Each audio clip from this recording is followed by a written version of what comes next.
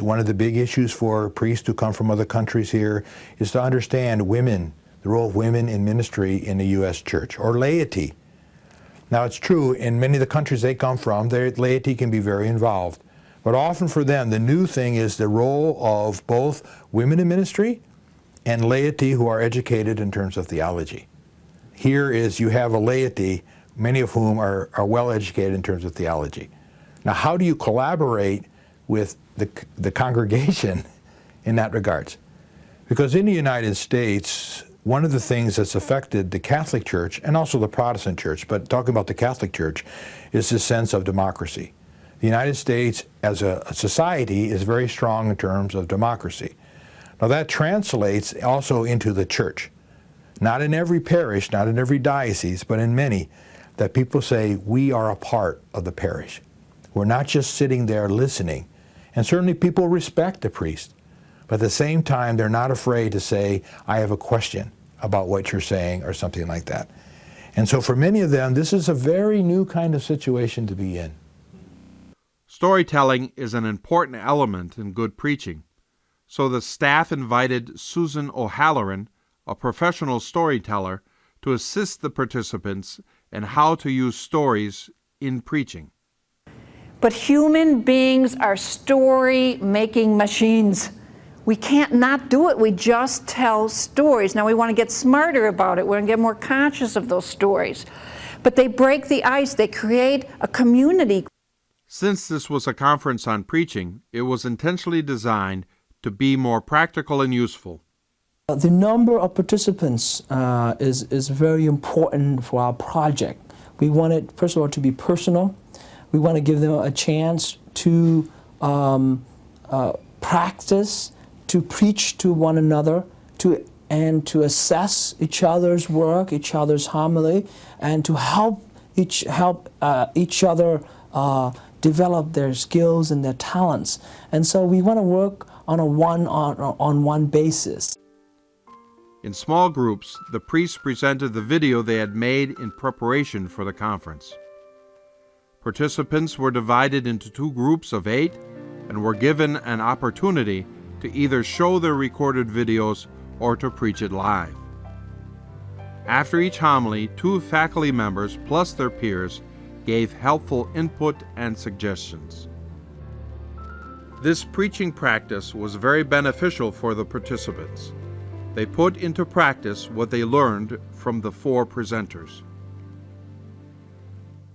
The conference also provided other opportunities for the participants. Times were provided for spiritual enrichment and personal interaction. Morning and evening prayer was made available.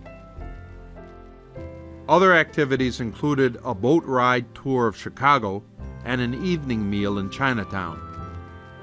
After a Thursday evening liturgy, there was a cookout and talent show. It allowed people to relax and be themselves. A follow-up piece is required from all involved.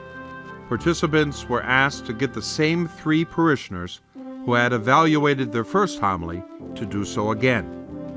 The homily feedback forms were to be returned to CTU. This might help the preachers and CTU faculty to track whether there's been a difference in their preaching. The overall assessment of the 5-day preaching conference by the participants was very positive, even excellent. They were enriched by the experience of being at CTU. Many went away wanting more. A wonderful reunion and seeing ourselves preaching. Marvelous, 2 thumbs up. Actually, it has opened a window for us to the different cultures. It was refreshing, it was uplifting, it was deepening my preaching. I need to reflect on it, I need to process everything, it was so good.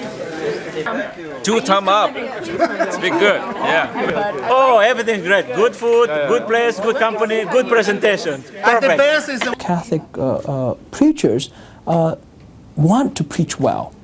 We want to transmit the word effectively. We are not just ministers of the sacrament. We are also ministers of the word. I think this program is very important. I have been working with priests, brothers, and sisters who have come from other countries to work here in the United States. And I'm very aware of their challenges that they have working here in the United States. I also have heard from many Catholics in the pews of the challenges that they have in this situation as well. So I'm very happy that CTU has a program like this that really tries to help the priest to understand better what their job is, but also in order to understand the U.S. culture in that way. So I think this is a very, very important program, and hopefully something that has ripples effect in other dioceses and in parishes. And I am delighted with this particular program because of its fresh approach to working with clergy here in the United States who come from other cultural contexts and who are given the opportunity to preach and to preach liturgically at celebrations in parishes that are either multicultural or certainly different from their cultures of origin. And they're preaching in languages that are not their first languages in many cases. The U.S. Church is becoming more and more a missionary church, with many international priests serving throughout the country. CTU's preaching program will benefit not only the priests, but the parishes as well.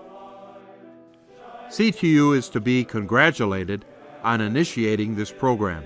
The good that comes from this program is immeasurable. It will aid young international priests to touch hearts. And when we touch one heart, it helps the church, world, and country.